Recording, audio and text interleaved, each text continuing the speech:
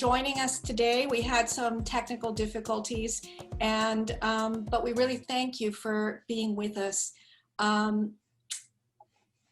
Bienvenida to all of you. Bienvenida. Good afternoon. My name is Laura Perez, and I am the chair of the Latinx Research Center.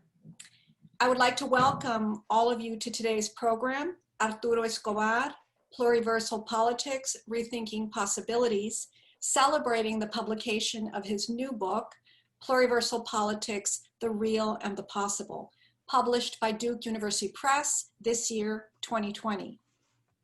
I would also like to welcome you to the Latinx Research Center, an interdisciplinary and Trans-America's research hub at the University of California, Berkeley. The LRC focuses on research and programming that advances greater knowledge about and equity for Latinos, one of the United States' oldest population groups. We are committed to advancing research of the history, experiences, contributions, and needs of the Latinx community in all of its cultural, gender, and sexual diversity. I encourage you to visit the LRC website and to subscribe to our newsletter to find out more about our programming throughout this fall. You can also find links to video recordings of our programs throughout the last 2 years. You'll find a link to our online publication, Revista Noch, and to our digital exhibition catalogs. Today's program is a lecture organized by one of the Latinx Research Center's new research initiatives, the Decolonial Knowledges Group. UC Berkeley history graduate student, Lisette Bastidas, will tell you more about the group and our interest in the work of Professor Escobar. Lisette. Hi, good afternoon, and welcome, Professor Escobar. Welcome, everyone. This lecture is organized by the Decolonial Knowledges Working Group from the Latinx Research Center at UC Berkeley, as Professor Laura Perez mentioned.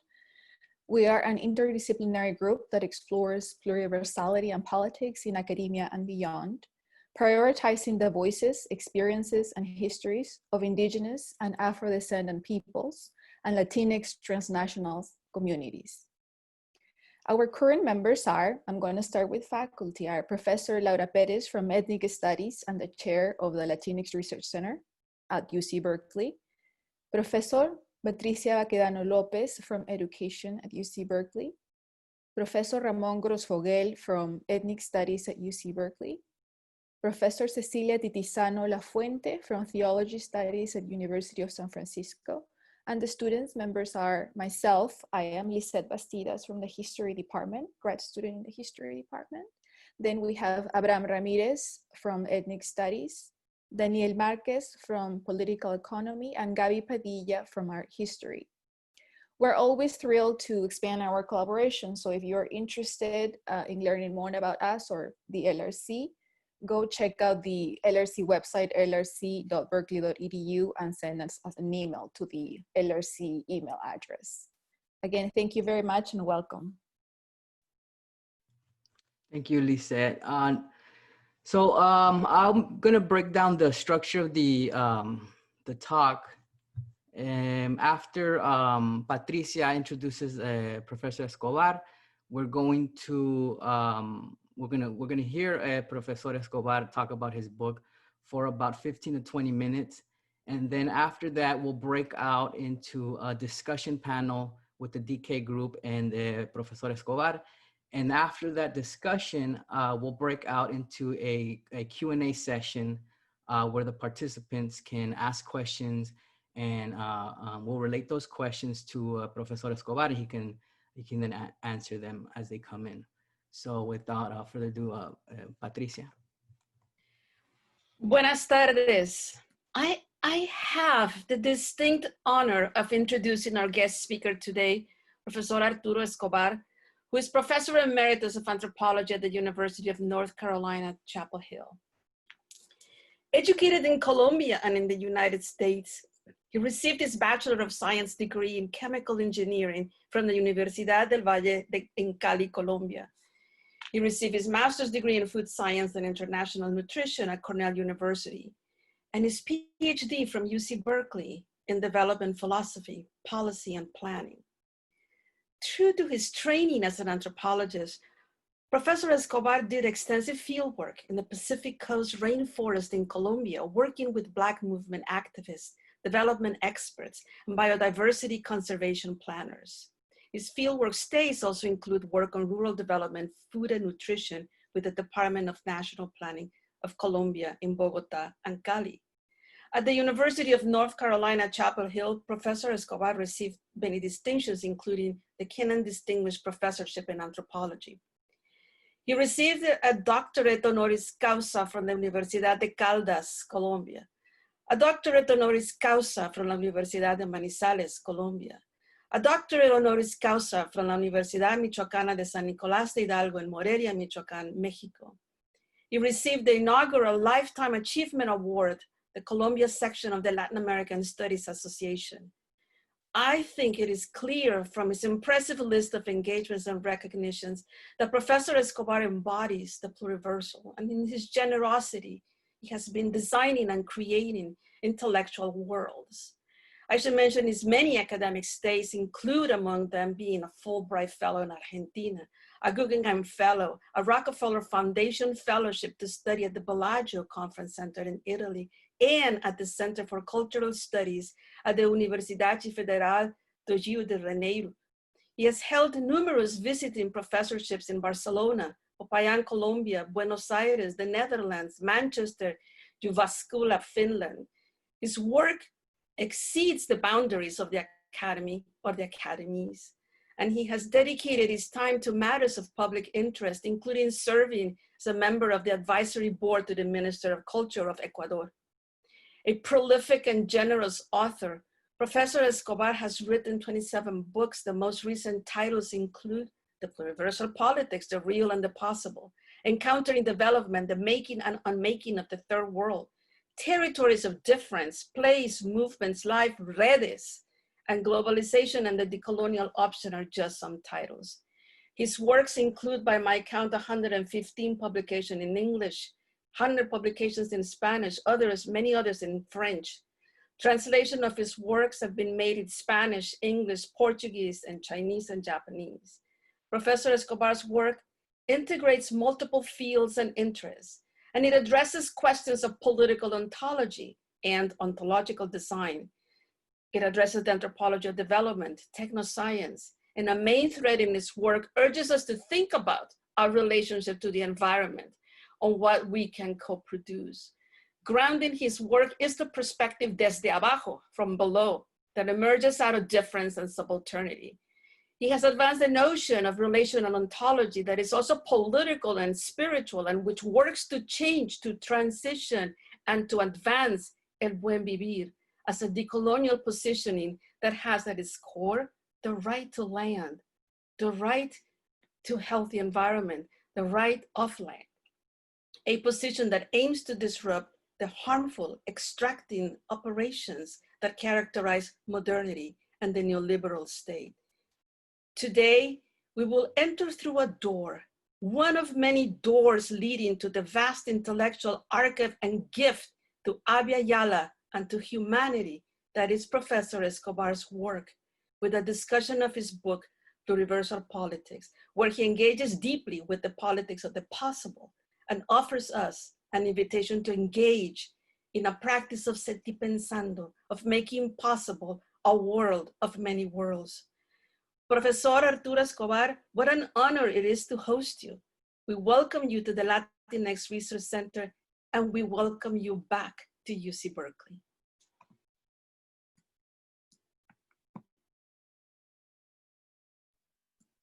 Thanks so much, Patricia, for that very comprehensive and warm introduction. And more than the institutional achievements, professional achievements, I like the fact that you highlighted the fact that I always try to think from below, in a way. I always try to, something that I try to do in all of the works that I've been doing, is to set in conversation the knowledge and frameworks that arise from social movements and collectives, and environmental, feminist, Black, Latina, Latino, indigenous, on the one hand, and also academic debates and knowledges and theories on the other. And I think it has been a constant throughout my academic, professional, and activist life.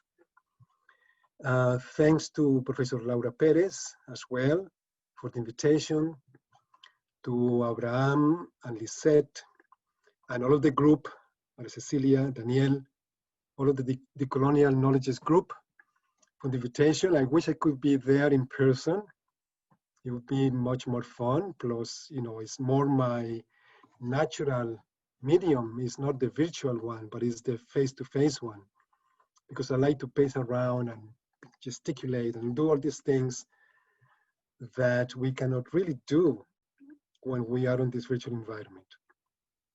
Okay, so I'm very pleased to be with you and to contribute to the center in this endeavor, the Latina Research Center. Okay, what I'd like to do in the next 12 minutes or so is to tell you a little bit about the production of the book. More about telling you about the contents, because I assume you read some of it at least, or you're familiar with some of these. I mean, the participants, and I forgot to thank the participants that we have online at this moment. But give you a sense of the context for the production of the book in different ways.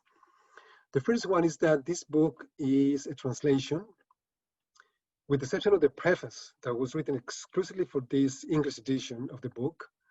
It's a translation of a book in Spanish. It's a collection of essays that I wrote over the past 5 years mostly, which in Spanish is called Otro Posible es Posible, Caminando por las sendas de Aviala Afro-Latinoamérica. Another possible is possible, walking through the paths of Aviala Afro-Latin America. And when we were thinking about it, titles in English with people at Duke University Press, particularly Gisela Fusado, my editor, which is a wonderful Latina, Mexicana, Americana scholar and editor, senior editor of the press with whom I work.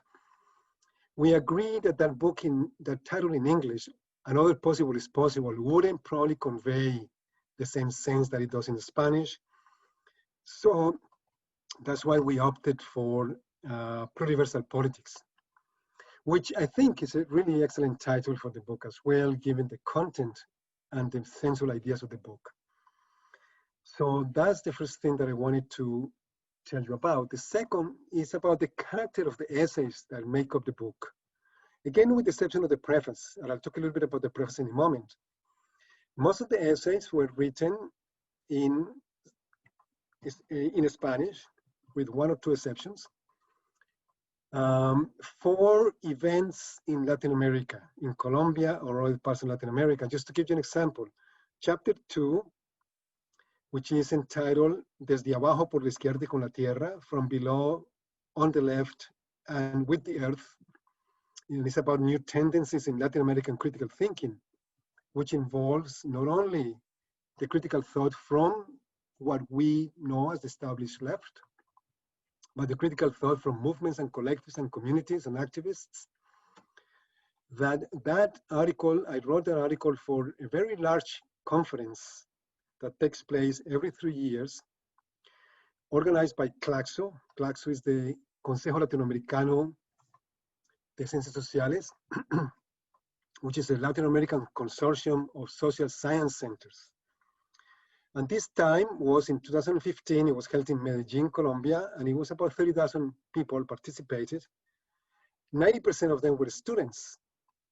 And it's a very mixed space, like many of these spaces in Latin America, very mixed, hybrid spaces of activists, academics, intellectuals, even some government people, NGO people, which created really dynamic and intense, week of debates. And that's when I prepared that essay for that conference. there was another of the essays about the Colombian Pacific coast region. I prepared for a very large also forum on the region organized by the Colombia's most widely known weekly, which is called Revista Semana. They organized a panel for the whole day, which was very mixed. I mean, that was really mixed because it had representatives from the very conservative government at the time, but also from some of the sort of main development interest, and also representatives from social movements, indigenous and Black social movements, and a few academics like myself. So these are not essays that I wrote mostly for academic journals. It was essays for political debate, academic and political intellectual debate in Colombia. Okay, how about the preface? The preface was written largely in response of the reviewers' comments to the book. Even if the book had already been published in Spanish, and it was welcomed by Gisela Fosado and Duke Press and Duke and UNC Press as part of the series, which is called Latin American Translation. And this series publishes 2 books a year at the most, one by Duke Press, one by UNC Press. And they can be translations from Spanish or Portuguese or Haitian, Creole, or other languages. And even if it had already been published, nevertheless, Duke Press sends the book out to reviewers to make sure that it was okay for the book to be published in English. And the reviewers did a really amazing work with the reviews. One of them wrote an 8-page single-space review. And in many ways, I wrote the preface as a response to those reviewers. And one of the main concerns of this review in particular was a very important concern, which was to figure out if what I call pluriversal politics in the book is also applicable to, for instance, to the US or to the global North. And also if people who consider themselves on the left, and even on the traditional left, could also engage in pluriversal politics, or whether there is a tension and maybe a contradiction between left politics and pluriversal politics. To the extent that left politics tends to work with modernist universals and modernity, especially from the tradition of socialism and so forth. So the first half of the preface is a response to the reviewers. The second half of the preface is very different, but it's very different in the sense that it was my attempt at coming to terms with, in some ways, with Black Lives Matter movement, but also with the current of thought that is called Afro-pessimism in the US. It's mostly by African American academics. Always making it clear that I'm not an expert in Afro-pessimism, but that as I started writing the preface, and I started coming to terms with the question or about the limits of left modernist politics, about the limits of counter-hegemonic politics, then I found Afro-pessimism. In Afro-pessimism, I found a very radical reply that said, no,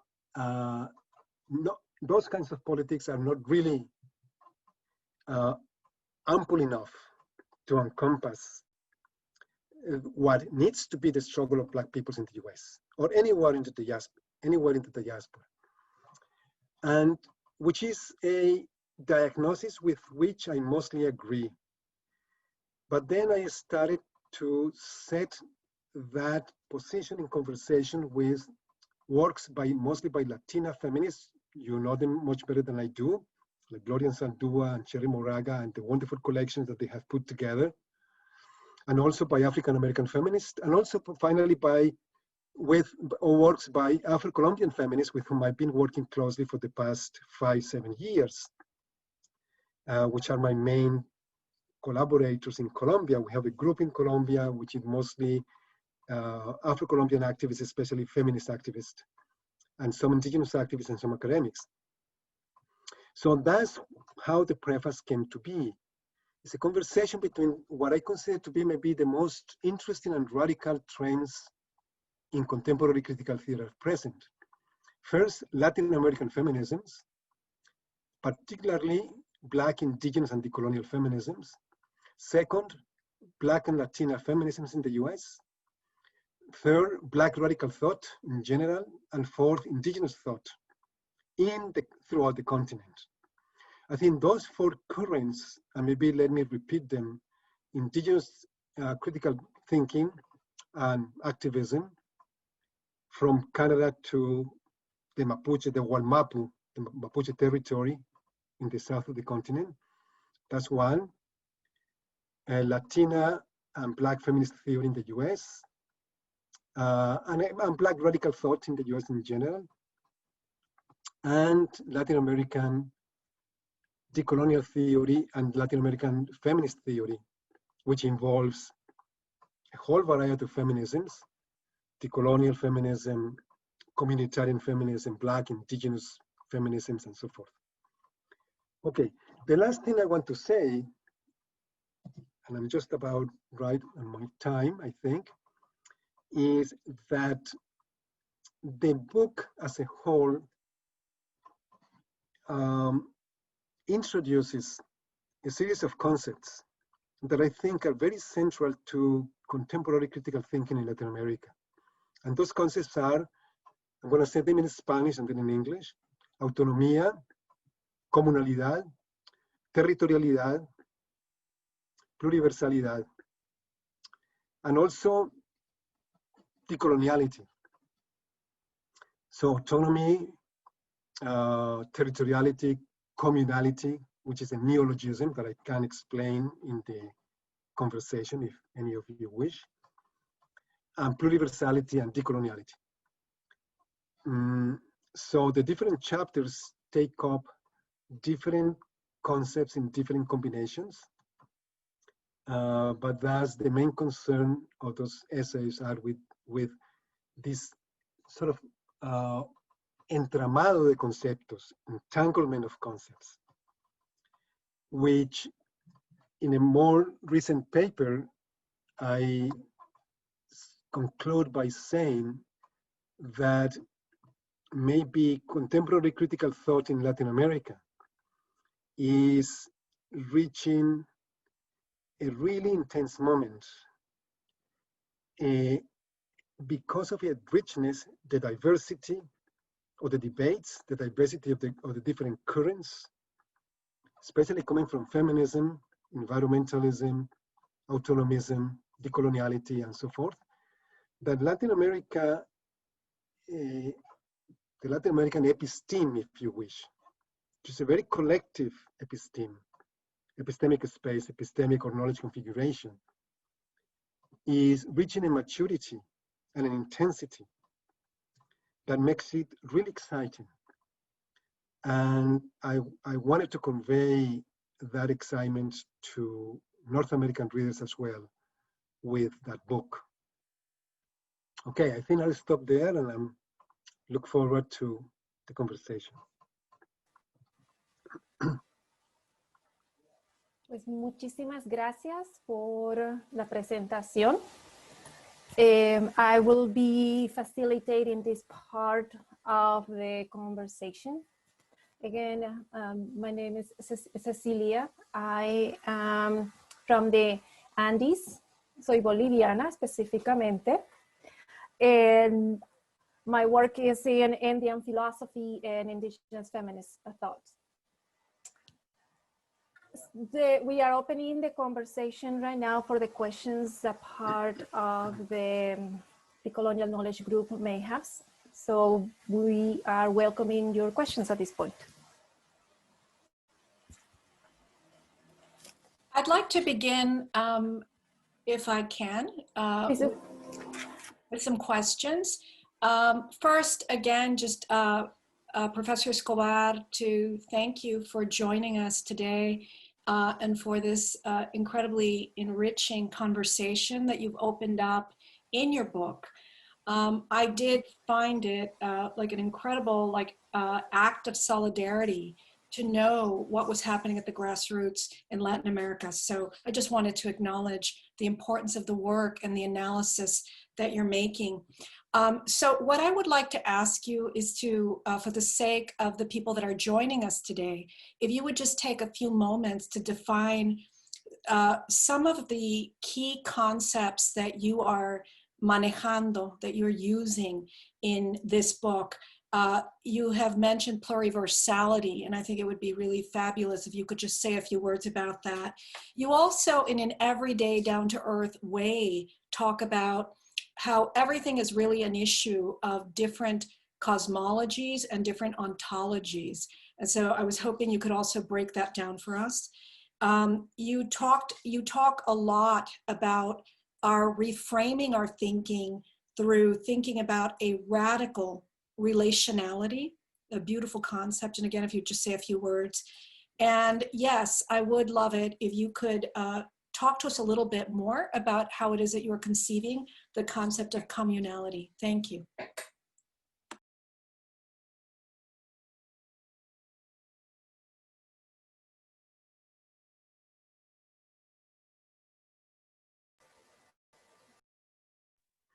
Should I answer that question, or does the group want to go through a round of questions and then I can try to weave them together?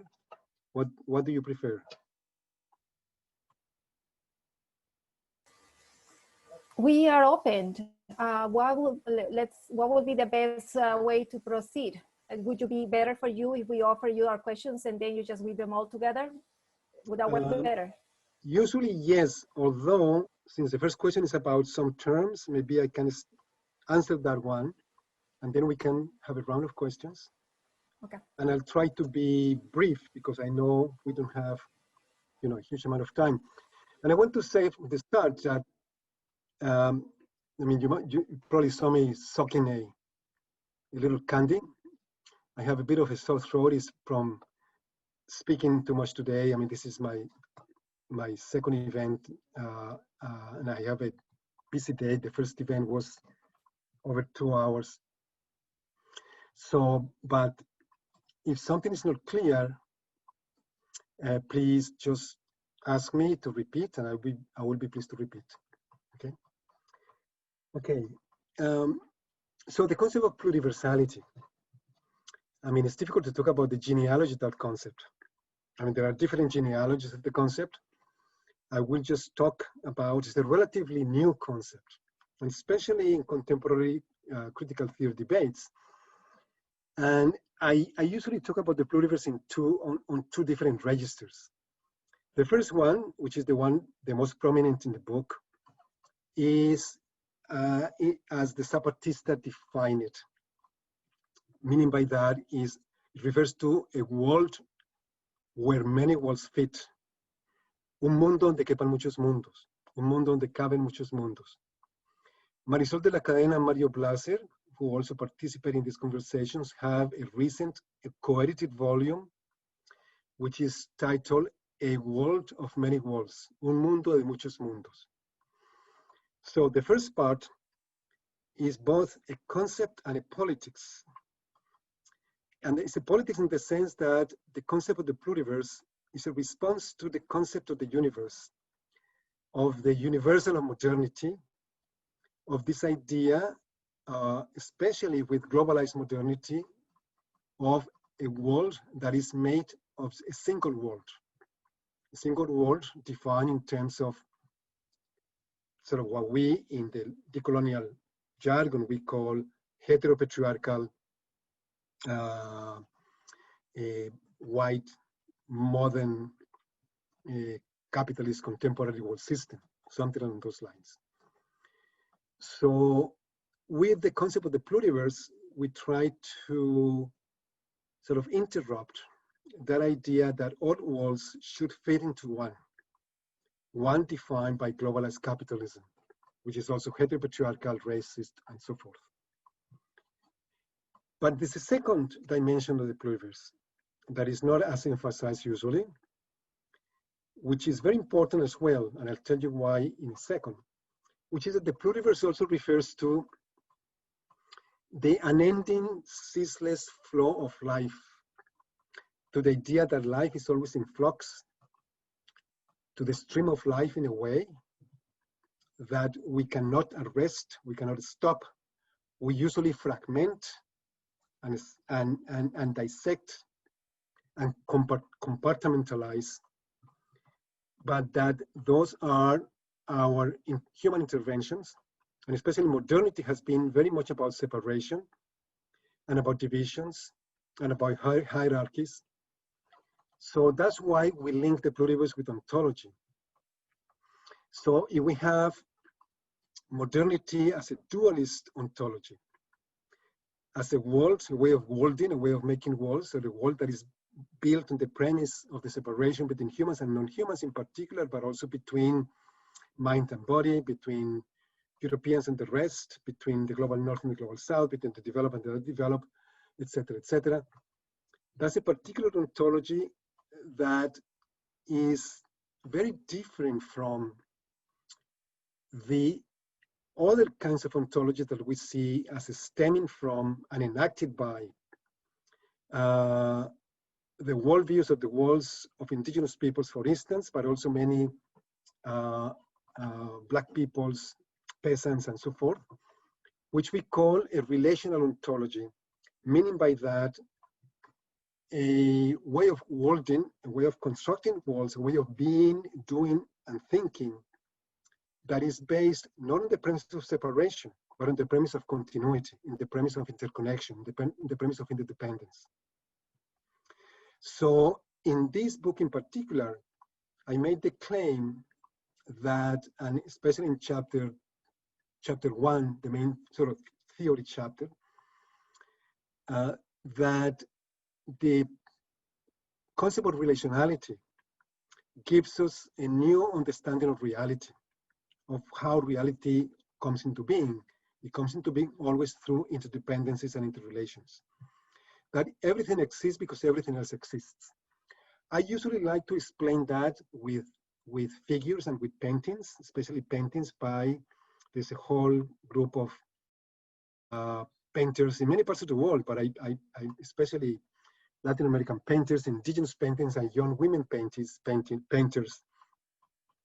Those painters that depict, for instance, the human body. There is, I'm thinking about one in particular, which is by a Colombian graphic designer and painter that has something, maybe something like what is behind Abraham's face, the Latina Research Center poster, which is the face of the woman, but her hair extends into the universe. So her hair is water and is mountains and is seeds and is trees and is sky and is spirit and is everything else. So the idea that body is also earth, body is water, body is sky, body is spirit, our bodies are all of that. So that's another idea of the pluriverse. The pluriverse is that idea that life is interdependence, life is always emerging, life is always in process.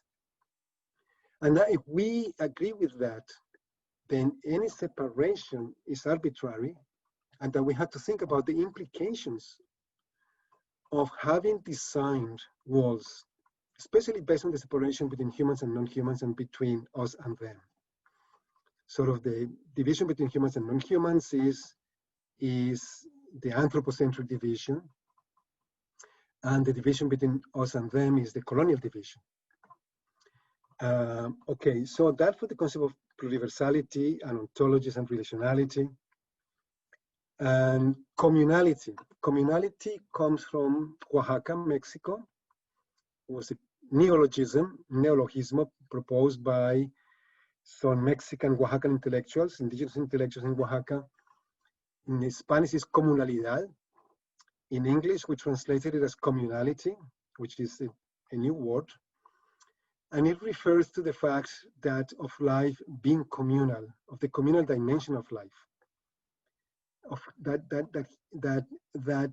if globalization has been an attempt to break down everything that is communal and everything that is collective, then today we have to emphasize and to build a political project, intellectual and political project around reconstituting community, and that's the communal basis for life.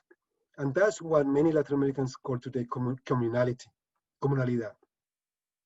There's a great hub of thinking about communalidad in Mexico, especially in Oaxaca, Chiapas, and Puebla. Mexican sociologist and feminist Raquel Gutierrez Aguilar has written quite a bit about that. They have huge gatherings about communalidad in Puebla and in different parts of Latin America. So it's a very important concept.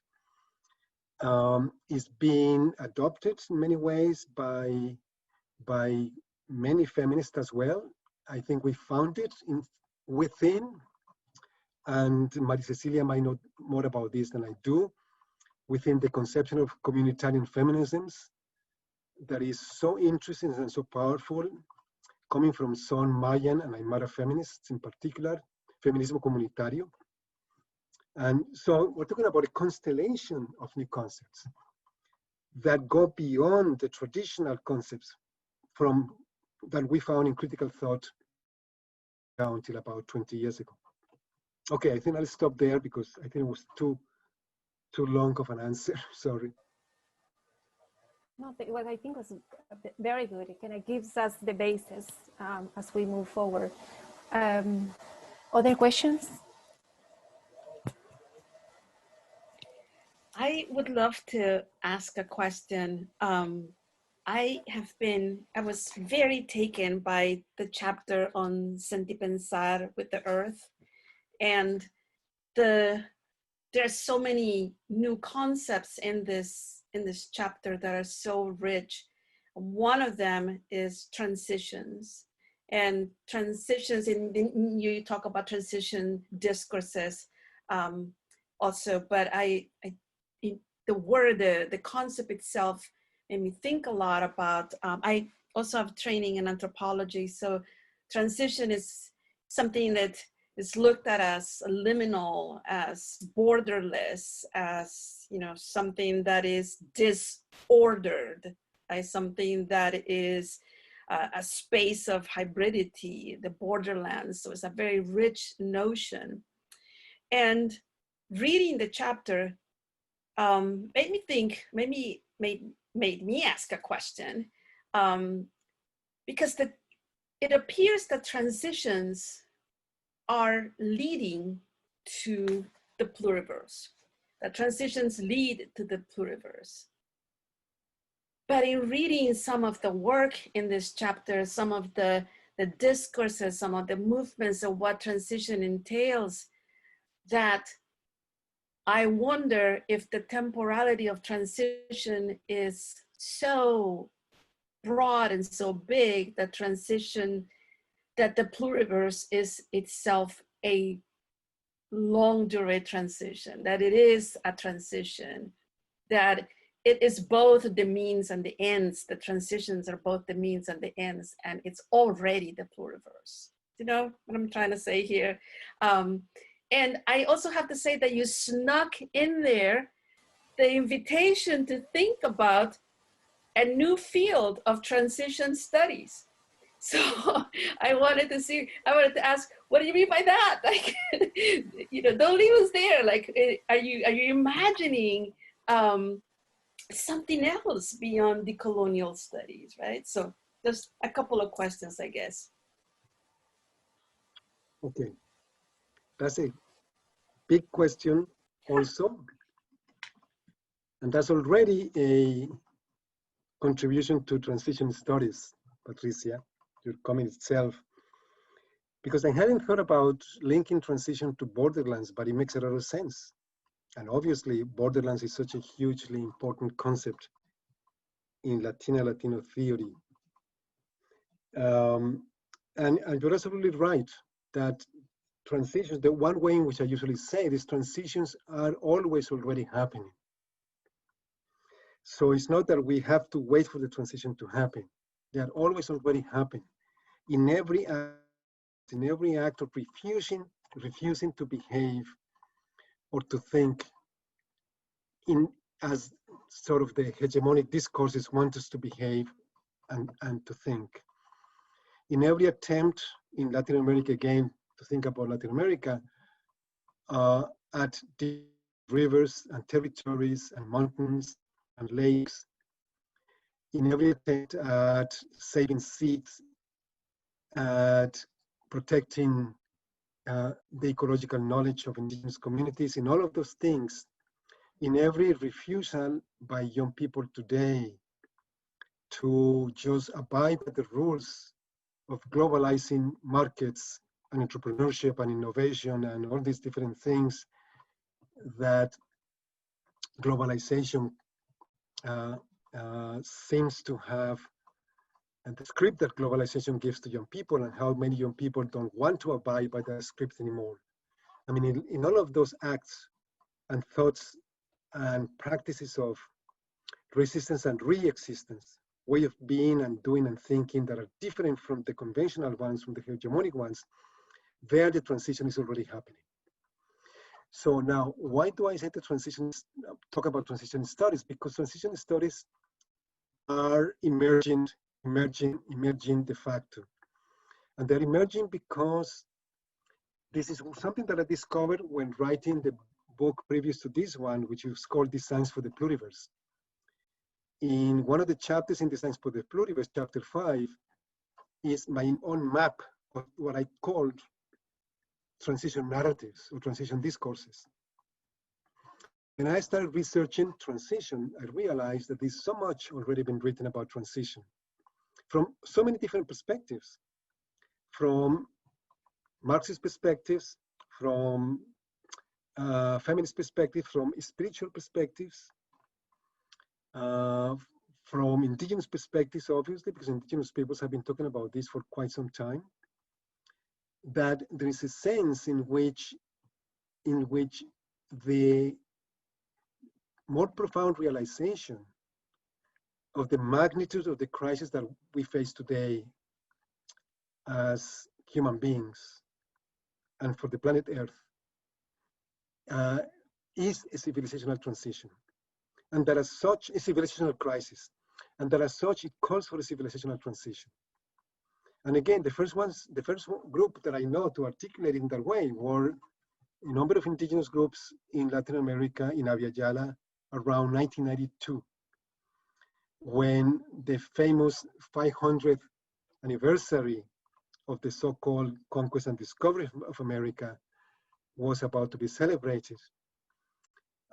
Indigenous peoples had their own summits and their own counter celebrations, and emphasized that for them, obviously, there was nothing to celebrate, and that the crisis that the world was going through was the crisis of a particular civilizational model, a model of the capitalist modern societies and so forth.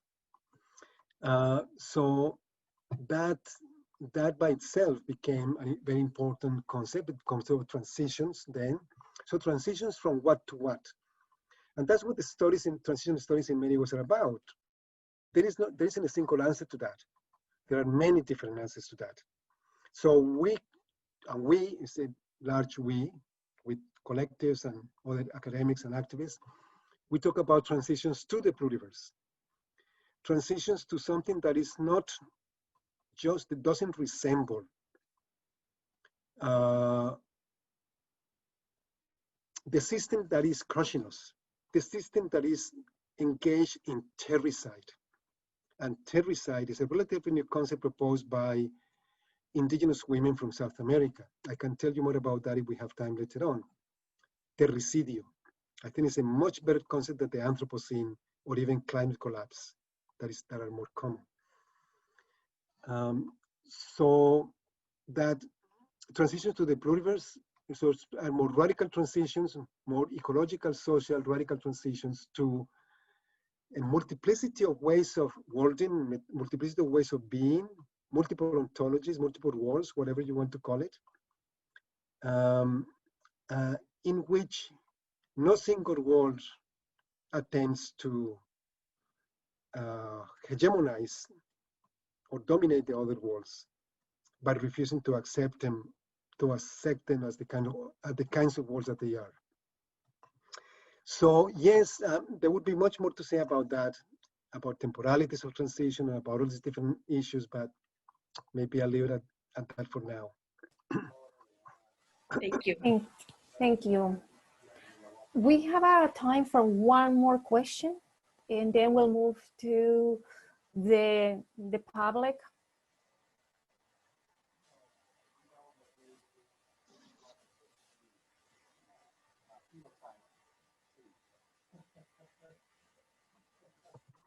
All right, so perhaps then we could transition to open up the questions to the rest of the attendees. Thank you very much. And when you say transition, I can't help to think Pachacuti. That's what I keep hearing you saying. Okay, so then we can open it up for a Q&A. I have here, I have 3 questions, but first I want to open it up to Professor Charles Briggs. I don't know if you should be able to ask a question now. Hello. Let's see. So I think you maybe be able to hear me, but not see me, which is fine. Hello? Yes, we can hear you. So I'm first, here too. Clara Montini Briggs. So as a member of the LRC, Arturo, I celebrate the group's success in arranging this visit, which you may remember I tried to set up a decade ago, but we had different health conditions. Here we are in 2020. Mainstream academics somehow seem to, well, let's say white academics, seem to have just discovered that white supremacy, Eurocentrism, and racism lie at the heart of their disciplines. Wow, what a discovery. In the work of scholars from racialized community in Latin America and the United States, there have been attempts over half a century or more to transform scholarly ways of thinking and writing and practicing and acting, but that have always been, or generally been disappeared. Which of these aperturas, these calls to different ways of thinking and action, should we bring back today to make sure that people don't think that they're just starting the game over?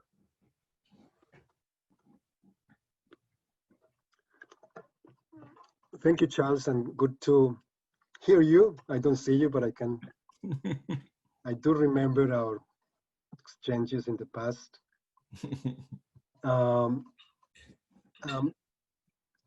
Well, maybe I can say a couple of things about that. First, comment about the academy in general, and you're absolutely right. As you call it, you could call it the Eurocentric academy, the mainstream academy. And sometimes I make a statement that sounds very radical or very, how would you say it, nasty in a way with the academy. I say that the academy as a whole, because there is always dissenting imagination within the academy, and this group and all of the ethnic studies and Latinx studies and sexuality studies within the academy have been part of that dissenting imagination, not always, but sometimes at least. So taken as a whole, the academy is part of the forces of occupation. It's part of the forces of occupation of people's lives and territories, of ontological occupation. Why? Because the academy creates the categories with which people, then experts, the MBAs and the economists and the engineers and the developers and the financiers and so forth, then go on to contribute to perpetuate the worlds that are colonizing people's lives and territories worldwide. So for me, there is no doubt that we are still within an ongoing colonization, which is territorial, is physical, is material, and is also ontological and spiritual. And that many people are resisting that in so many different ways. And that the academy has been central. I mean, there are 4 institutions in my mind that have been central to maintaining and perpetuating these dominant systems in place. Obviously, governments and states, corporations, capitalism, organized religions, and the academy, universities. And I think this is sort of the apparatus of power that keeps the current world system, modern colonial world system, going. It's beginning to break down in so many different ways, but that's a different topic. So when Charles was asking the question, there's a name of somebody who came to my mind that I'd like to mention. And I won't say too much about him because it would take more time, which is a Nigerian philosopher, psychologist, whose name is Bayo Akomolafe. Has anybody come across his name? I'll put the name in the chat because it's...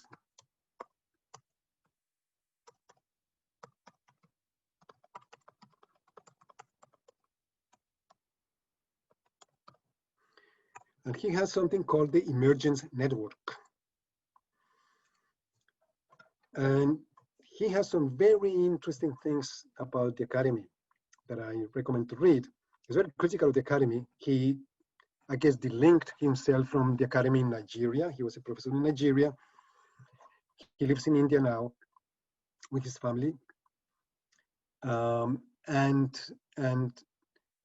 one thing that I want to say about him is that he is really pushing the boundaries of how in a very gentle way, how even without critiques, even with our actions against climate change or against the inaction by governments about climate change, we are reproducing the same modernist tropes and ways of thinking, and how we need to depart more radically. We need to find different ontopistemic points of departure, ontopistemic spaces. And he finds those not in any pure exteriority to global systems, because that doesn't exist anymore, but he finds them in conversations in between critical academic trends, again, but especially in his case, Yoruba ontologies. He's from Yoruba traditions, but also many indigenous traditions and many new things that are appearing. I mean, there are new ideas that are appearing all over the place. That's why his network is called Emergence Network. He's trying to sort of figure out what is it that is emerging, what is emerging today, so that we don't get stuck with the same categories of the academy. So what of these, and always there is the risk of bringing these debates into the academy because they might be recolonized, they might be reinscribed in the game of abstraction and theory building and ranked journal publication and careers and so forth. So that's why we always have to be vigilant, and that's the sort of the well-known concept of epistemic decolonization. That the epistemic decolonization is not just about bringing into the academy different topics, categories, trends that arise from the grassroots, from the bottom, so to speak, but also about doing it in a different way, doing it in a way that are not done precisely for the, or at least not just for the advancement of careers and academic programs and fashion and so forth. So that's a quick response to that important question as well. It's a wonderful response. And, lo bueno se hace esperar. Así es. That reminds me of a saying that a friend of mine in Colombia says. He's in his late 70s, and he says, yeah, we're in a crisis, but we have to go sin prisa pero sin pausa, without hurrying, but without pausing. So with a steady rhythm, but not hurrying. And Bayo Akomolafi has something similar. He says something, times are urgent, let's slow down.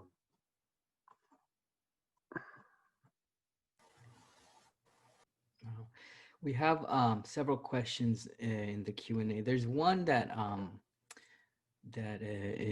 it relates to a question I had that I held on to because I wanted to get as many questions from the participants. But one is in particular to the concept of radical relationality. The question specifically is, how's it different from Ruthie Gilmore's concept of radical dependency?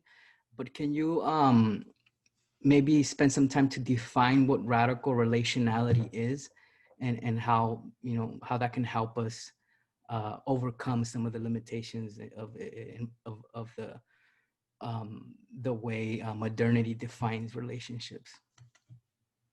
Okay. I am sorry to say that I don't know Ruthie Gilmore's. I know some of her work, amazing work, but I don't know that concept in particular.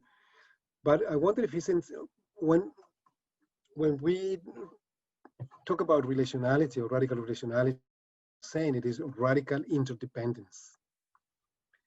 And we're actually working on a short book together with two other people. One of them is a young biologist, Indian American biologist, whose name is Kriti Sharma. And I'll put in the chat because she's written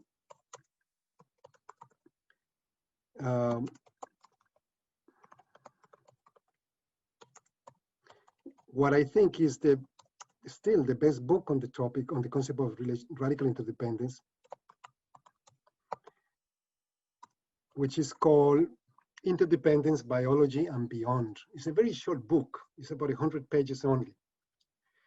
And it's very well written, very carefully written, because she wrote it for biology colleagues who don't understand anything about this in many ways. Because it comes from philosophy. And it comes from, one of the main sources of relationality is Buddhism.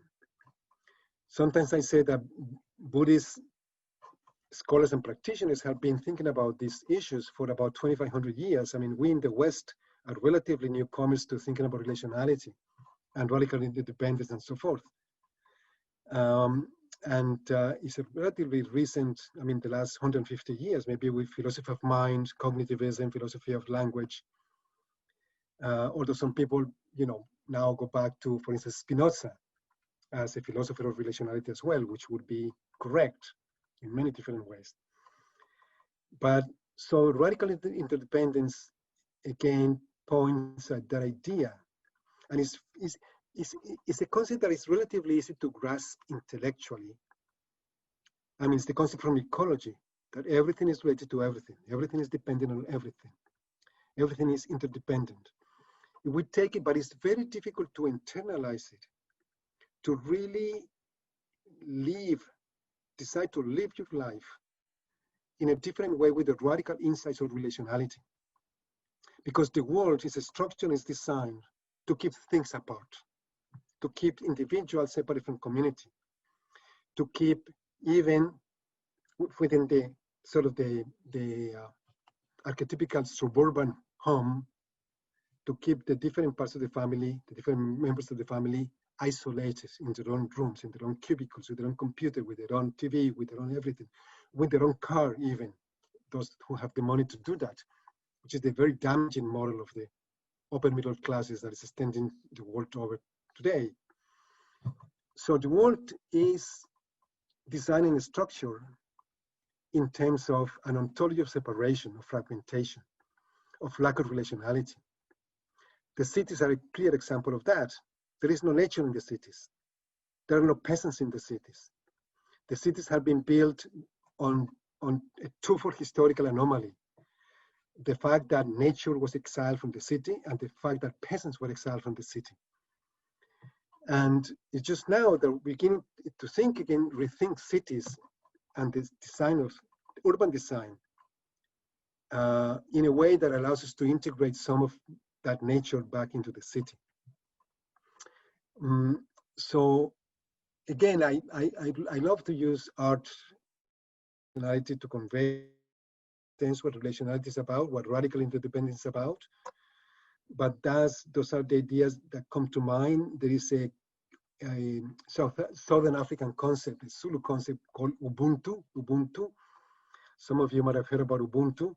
It's being recovered by people in the diaspora, in the Black diaspora. In Colombia, for instance, Black activists use Ubuntu and it basically means I exist because you do. I am because you are. So nothing exists by itself. Nothing pre-exists the relations that constitute it. We are all relations through and through. I mean, the idea of the self, I mean, Buddhism is a philosophy that suggests, that shows very convincing in my mind that the self doesn't exist. That thing that we moderns imagine as the self, that is the basis of the individual, don't exist. There are persons in relation. And in anthropology, we have many ethnographies that show how in many parts of the world, even in Europe before modernity,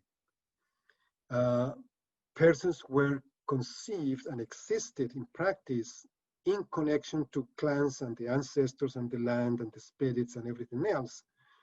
So there wasn't anything like the radical individual that we know, especially in the US, which is the utopia, the utopian land of individualism, which is going to be, is the Achilles heel that is going to finally, I think, bring the US to a real point of crisis sooner or later. Okay, so that's about interdependency and relationality.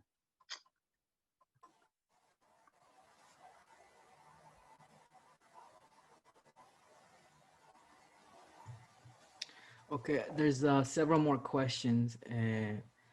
One by Robin Marsh, who asked, it says, beautiful to see you here, Arturo, and thank you for being with us. Can you give us an update on the Pacific Black movement in Colombia, su defensa por su territorio, cómo les va, con cuáles retos hoy en día? Okay, first of all, a special hello to Robin. I was about to send you a message on the chat, Robin,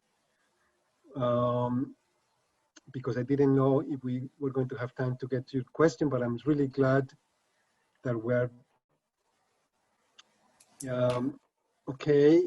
Some of you know, as Robin knows well, a good part of the work that I've been doing in Colombia had to do with this particular rainforest region, which is called the Colombian Pacific. That was the basis of a book called Territories of Difference that came out in 2008 in English, 2010 in Spanish. That is, again, my attempt at bringing together activist knowledge, Black activist knowledge in that case, about 6 concepts: place, capital, development, identity, networks, and nature. Conversation between how activists understand those 6 things and how academics understand it, with the ethnography of how they utilize those concepts on the ground, so to speak, in the defense of the territories and lives and cultures. And unfortunately, there was a decade of optimism for the Pacific, which was the 90s. The Pacific was discovered as a great hotspot of biodiversity, one of the most important in the world. And then the 2000 came, and by 2005 or so, the armed conflict had spilled over into the Pacific, the armed conflict between the guerrillas and the paramilitaries and the drug cartels, and especially because cocaine started to be planted in the Pacific as well. So that really did away with the dynamic of the movement.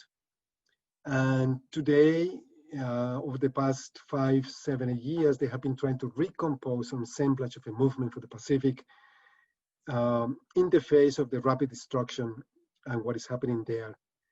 And as probably most of you know, the past 5 years in Colombia, especially even the past 4 years after the signing of the peace accord with the guerrillas, There has been even more strife in many of the territories, and the Pacific is one of them, because the space left by the FARC in many ways is now being occupied by all kinds of armed groups, again, paramilitaries, narcos, and so forth. And there's an international scandal, which is that in Colombia, the assassination of social activists and social leaders in the last 4 years since the signing of the peace accord, allegedly in the post-conflict period, about 1,000 activists have been killed. And there's a lot of international outcry about this, but nothing is happening because the government is committed to basically sabotage the peace process and not to implement the peace process in Colombia. And that deeply affects the territories in particular, such as the Pacific coast. So the news are not good for the Pacific. And despite that, there's still resistance, there's still movements, and great people who are trying to struggle to defend that amazing territory. But thanks for the question, Robin. Good. I'm glad, and thanks for being there. Gracias. Tenemos aquí una pregunta que viene de Fernanda y dice, ¿qué podemos aprender de este año que ha sido tan impactante en muchos aspectos socioambientales, la pandemia, los incendios en Brasil, Argentina, California, Australia, y cómo podemos mantener la esperanza en un cambio hacia la pluriversalidad?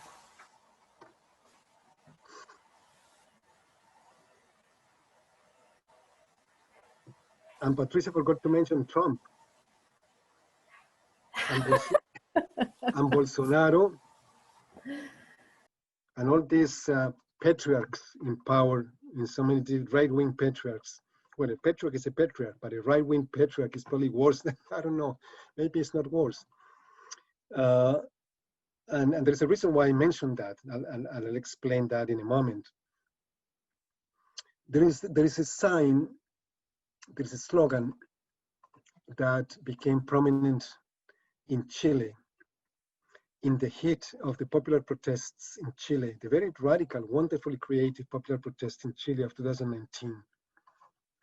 And the slogan said, no volveremos a la normalidad porque la normalidad era el problema. We shall not go back to normality because normality was the problem to begin with. So there's an awareness with the COVID pandemic, with the crisis, with the interruption of the normal way of doing things, that there is something really abnormal about that normality to which we have become accustomed, or many people, especially in the middle class, have become accustomed. And that we have to look for different ways out. At the same time, so there's a lot of movement below. There is another, I guess, kind of a slogan from a South African activist, Patrick Bond, that describes climate change debates and struggles, saying paralysis above, movement below. So there's paralysis at the level of the states and the governments and the World Bank and the corporations. They don't want to move on climate change.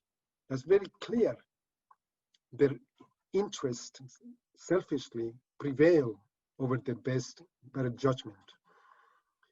But there's a lot of movement below.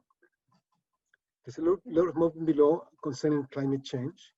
I mean, most of you know about Extinction Rebellion, about Greta Thunberg, about what is the name of the movement of the youth that is started in California against climate change? The Sunrise Movement, thank you.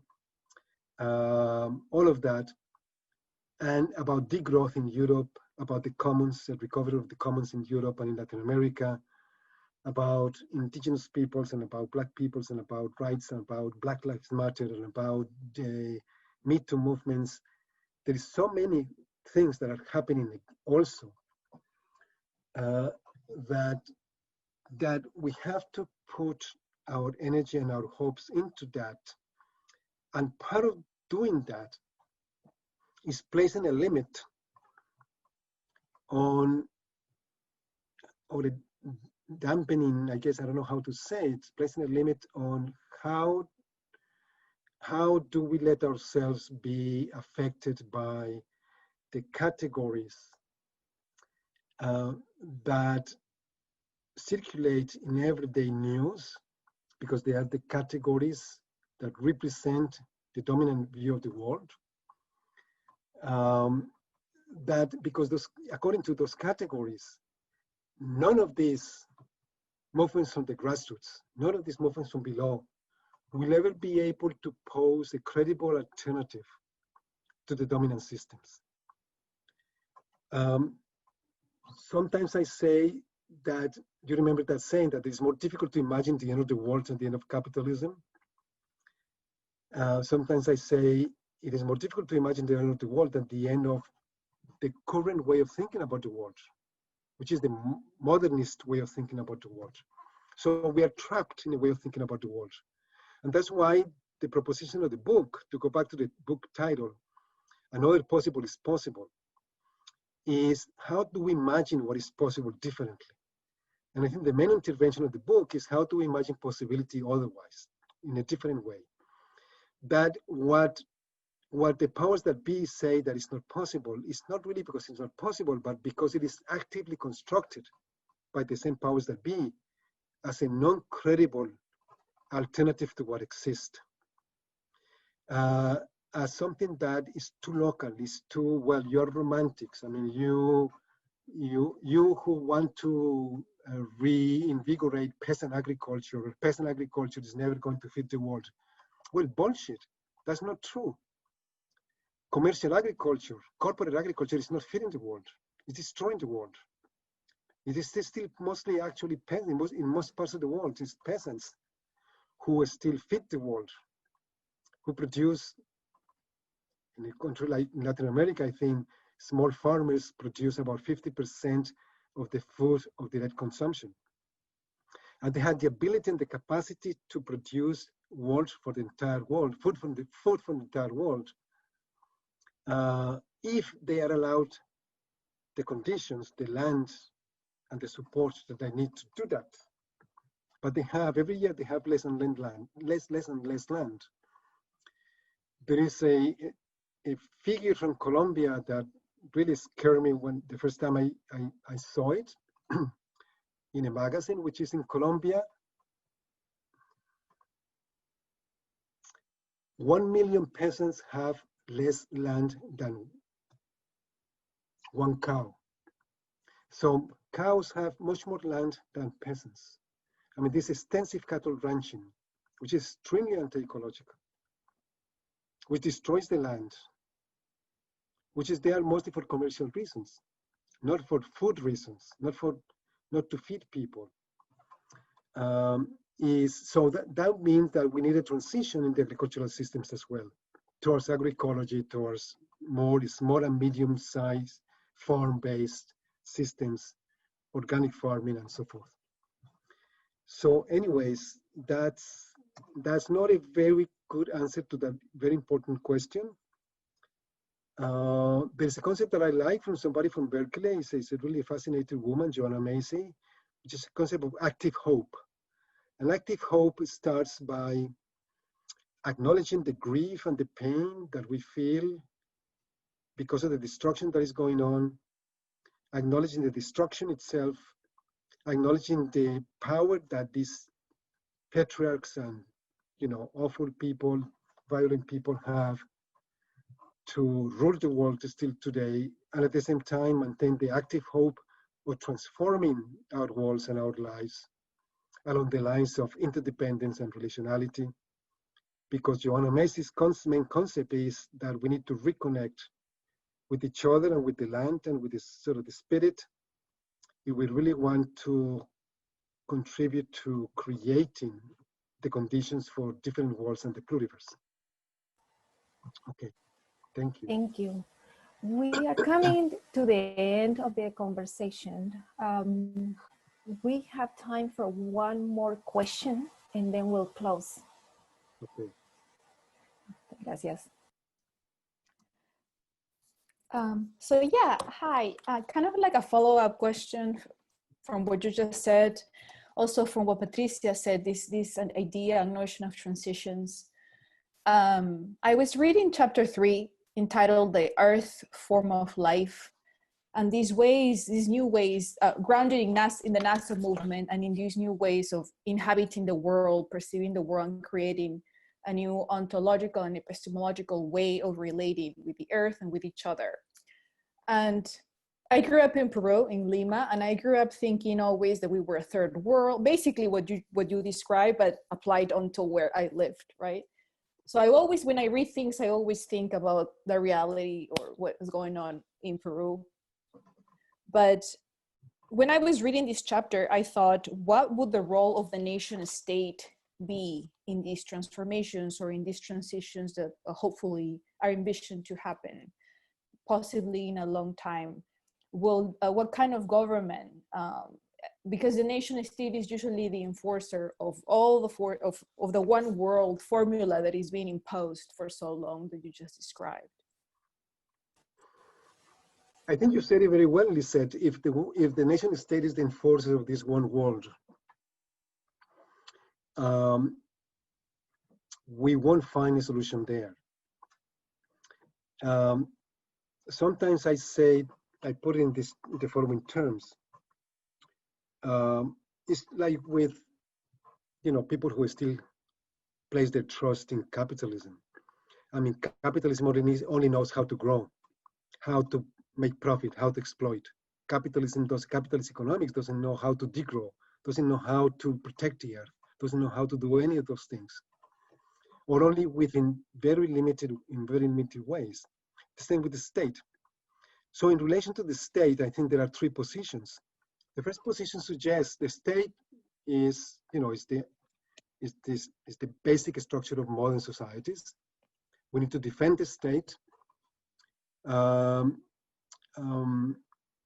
Yes, and it works, we need to democratize it a little bit more, but it's basically fine.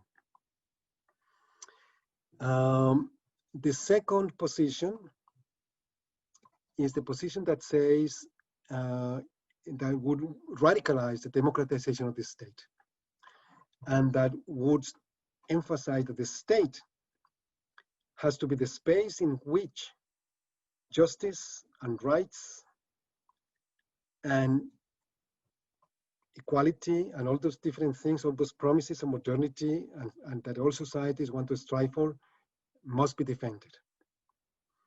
The third position, which is the radical autonomist position, which is closer to philosophical anarchism and political anarchism, says that nothing with the state.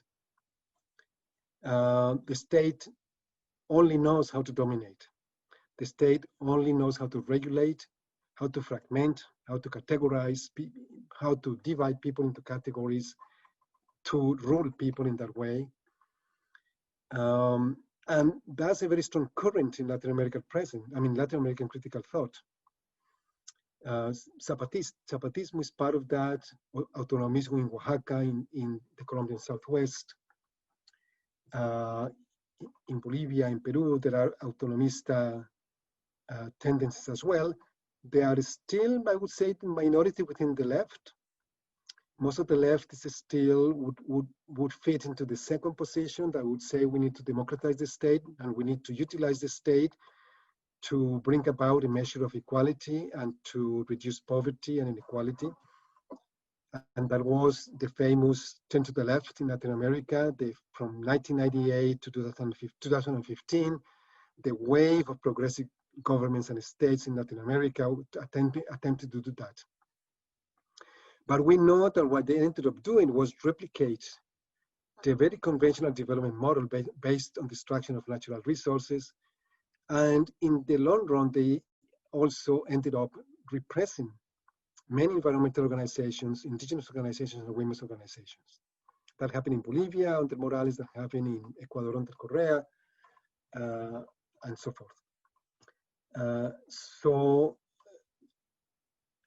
what I have learned from activists, from the Afro-Colombian and indigenous activists that I work with in Colombia, is that if you are in a struggle to defend your territory and your rights, you cannot not engage with the state at some level. Because the state still structures the conditions under which different groups conducted struggle and lived their lives. The state is a very important social actor still, so you cannot not engage with the state. But what they do is they try to engage with the state from a position of autonomy. They try to negotiate the agenda with the state in a way that at least ensures a minimum of autonomy for them, that they don't just fall into the trap of the state completely. Sometimes they just lose, and the state wins. And as an activist put it in an interview that I did with him once, most times the state wins, but sometimes we win, or at least we tie, and that gives us the energy and the hope to continue on, to go on. And at the same time, they do their actions as well outside the sphere of the state, or despite the state, or against the state. And maybe I will end with this, that I think, let me see, yeah, I guess we have 2 minutes. Can I talk for a couple of minutes more? Please do.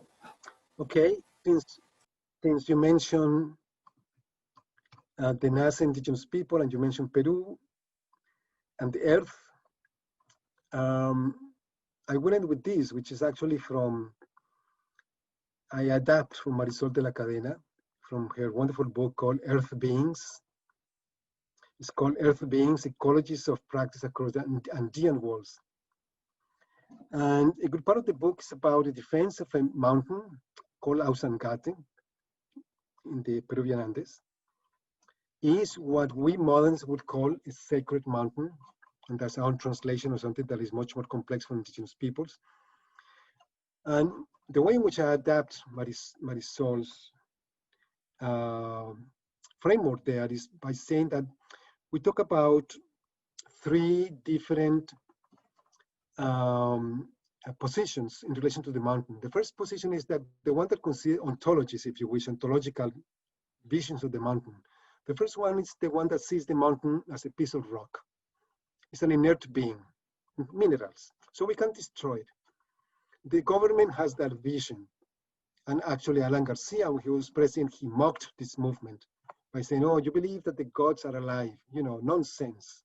Everybody knows the rock, the mountain is not alive, is dead.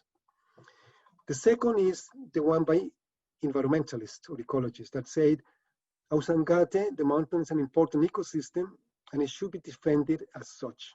So we know, because we have scientific knowledge, that Ausangate is an important ecosystem. And so we become allies with indigenous peoples in the third position, which is the most radical one, which the third position is by the indigenous peasants in the area that defend the mountain because they say the mountain is alive, and because they are the mountain, and because they don't exist without the mountain, or without the lake, or without the lagoon, or without the river, or without whatever it is. And that third position is what we call the radically relational position, the position of radical relationality. So the concept of IU, the IU, as the way in which the indigenous people with whom Marisol worked explain is precisely that of very complex meshwork of interdependencies that involves humans and mountains and lakes and seeds and corn and potatoes and everything that happens there, and the spirits and the ancestors. That whole entire community, there is earth as well, is what really needs to be defended, is what really needs to be sustained. And that's why, you know, for many indigenous people, that the ones working against terricide and for the liberation of Mother Earth, in the last instance, what they are trying to defend is that other way of being, that other way of thinking about life, in which life, humans and the earth are completely interdependent and interlinked, and in which humans and the earth can actually coexist or co-emerge and coexist in mutually enhancing ways. Okay. Muchas Thanks gracias. to all of you Muchísimas for gracias. the conversation. I hope it was clear, as I say, you know, but I hope it was clear enough. We hear you very well. We appreciate, and I would like to close this, come to a close of this session by present part of the Indian thought, que hay que intencionar el cambio, el Pachacútec, hacia una pluriversalidad y una relacionalidad radical. That we have to will the change, the Pachacútec, towards a pluriversality and a radical relationality. Professor Arturo Escobar, thank you so much for being so generous with your time and for your contributions as we trying to do precise that, intencionar un Pachacútec. Thank you. Thank you to all of you in the committee.